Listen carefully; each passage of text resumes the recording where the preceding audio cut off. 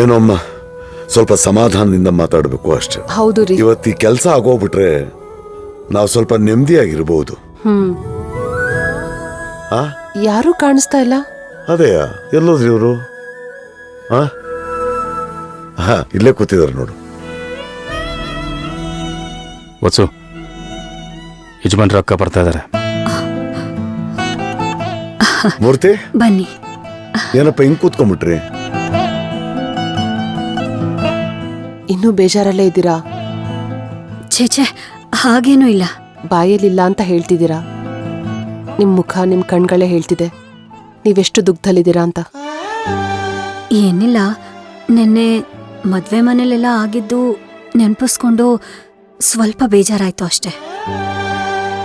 ಏನೋ ಕೆಟ್ಟಗಳಿಗೆ ಹಾಗಾಗೋಯ್ತು. ಅದನ್ನೇ ಯೋಚನೆ ಮಾಡ್ತಾ ಕೂತ್ರೆ ಹೇಗೆ? ಮುಂದೆ ಆಗ್ಬೇಕಾಗಿರೋದನ್ನ ಮಾಡ್ಬೇಕಲ್ವಾ? ನಿಮ್ಗೆಲ್ಲ ಬೇಜಾರಾಗಿದೆ ಅನ್ನೋದಾದ್ರೆ ಈ ವಿಷಯದಲ್ಲಿ ನಾನೇ ಹೋಗಿ ಕೋದಂಡನ್ ಕ್ಷಮೆ ಕೇಳ್ತೀನಿ. ಅಯ್ಯಯ್ಯೋ ಯಜಮಾನ್ರೆ, ನೀವ್ಯಾಕೆ ಕ್ಷಮೆ ಕೇಳ್ತೀರಾ? ನೀನೇನ್ ಮೂರ್ತಿ, ಏನ್ ಮಾಡ್ಬೇಕು ಹೇಳು? ಇಂಥ ಸಮಯದಲ್ಲಿ ಮನೆಯಲ್ಲಿ ಹಬ್ಬದ ವಾತಾವರಣ ಇರ್ಬೇಕಾಗಿತ್ತು. ಈಗ ನೋಡು ಹೇಗಿದೆ. ಅದಕ್ಕೇನೆ ನಮ್ ತಪ್ಪಿದೆಯೋ ಇಲ್ವೋ ಎಣ್ಣೆತ್ತೋರಾಗಿ ಕಾಲಿಗೆ ಬೇಕಾದ್ರೂ ಬಿದ್ದು ಕ್ಷಮೆ ಕೇಳ್ಬಿಡ್ತೀನಿ. ಯಜಮಾನ್ರೆ, ದಯವಿಟ್ಟು ನೀವು ಈ ತರ ಮಾತಾಡಬೇಡಿ, ನನಗೆ ಬೇಜಾರಾಗುತ್ತೆ. ಹೌದು ಸರ್, ನೀವ್ ಹಾಗೆಲ್ಲ ಮಾತಾಡ್ಬಿಡಿ. ಕ್ಷಮೆ ಕೇಳೋಂಥದ್ದೇನೂ ಆಗಿಲ್ಲ.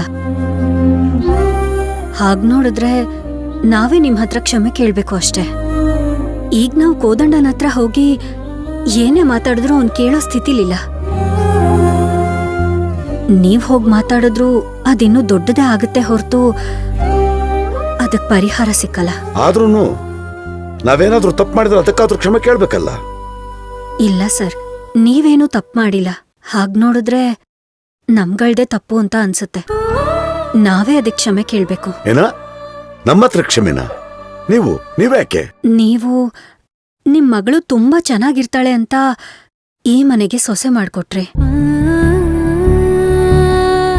ಆದ್ರೆ ಅವಳ ಮೊದಲನೇ ದಿನನೇ ಕಣ್ಣಲ್ಲಿ ನೀರ್ ಹಾಕೋ ಥರ ಪರಿಸ್ಥಿತಿ ಬಂತು.